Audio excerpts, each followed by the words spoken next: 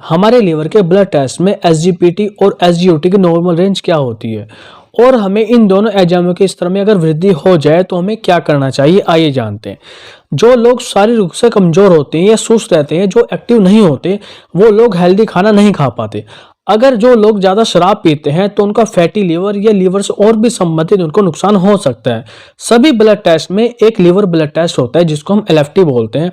इस टेस्ट के द्वारा हम लीवर के कार्यों और लीवर से संबंधित और भी काफ़ी बीमारियों को जान सकते हैं और इसमें हम एंजाइमों के स्तर को भी जांच सकते हैं जो हमारे लीवर के कामकाज को नियंत्रित करता है। अगर ब्लड टेस्ट में एसजीओटी और एसजीपीटी का लेवल बढ़ा हुआ आता है तो समझो आपके लीवर की जो कोशिकाएं होती हैं उनको नुकसान हुआ है और ये नुकसान आपको कई कारणों से हो सकता है, पर यह नुकसान आपको कुछ समय तक ही होता है, जैसे 2 से 3 महीने तक।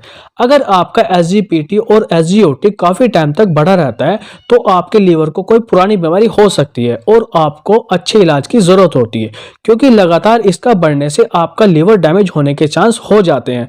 अगर आपके लीवर का स्तर लगातार बढ़ता रहता है तो आपको फाइब्रोसिस हो सकता है और जब आपके एसजीपीटी और एसजीओटी का जो लेवल होता है वो लगातार बढ़ने लगता है तो ये दिक्कत आपको फाइब्रोसिस सिरोसिस में बदल जाती है और इसमें क्या होता है, आपका लीवर प्रॉपर डैमेज हो सकता है। एसजीपीटी टेस्ट में हम जीपीटी की मात्रा को मापते हैं। जीपीटी एक एंजाइम होता है जो छोटी छोटी मात्रा में हमारे शरीर के कई ऊतकों में पाया जाता है, लेकिन सबसे ज्यादा मात्रा में यह हमारे लीवर पर जमा होता है।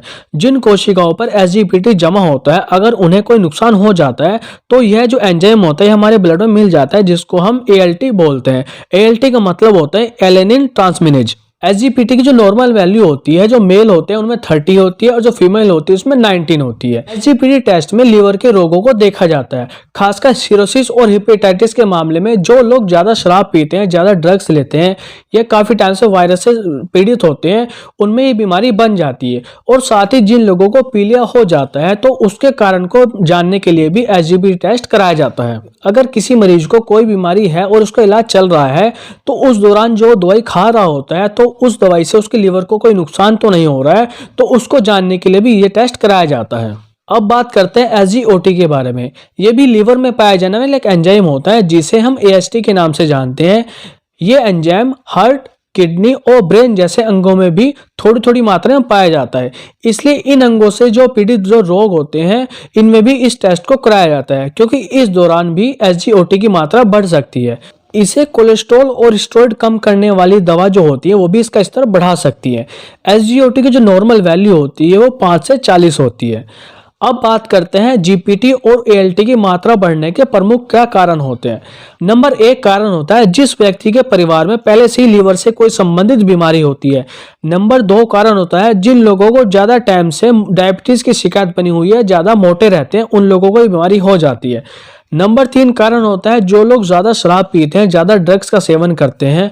नंबर 4 कारण होता है जिन लोगों को भूख की शिकायत होती है। नंबर 5 कारण होता है जिन लोगों को उल्टी और दस्त काफी टाइम से लगे हुए होते हैं, उनमें भी ये लेवल बढ़ जाता है। नंबर 6 कारण होता है जो लोग शारीरिक रूप से बार बार कमजोर होते रहते हैं, उनमें भी ये समस्या बन जाती है।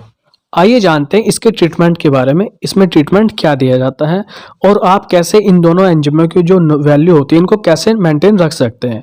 सबसे पहले आपको क्या करना होता है, आपको फोलेट या फोलिक एसिड जो होता है उसको ज़्यादा से ज़्यादा आपने लेना होता है और आपको कम फैट वाली चीज़ें और कम कार्बोहाइड्रेट वाली चीज़ों का ज़्यादा सेवन करना होता है। और साथ ही आप टैबलेट हिमालय के लिए 52 का इस्तेमाल कर सकते हैं और इसमें हिमालय का लिवर टॉनिक आता है, इसको भी आप ले सकते हैं। इन चीज़ों को आप लेने से जो आपकी जो एसजीपीटी और एसजीओटी की जो वैल्यू होती है वो मेंटेन रह सकती है, मेंटेन आप इसको कर सकते हैं।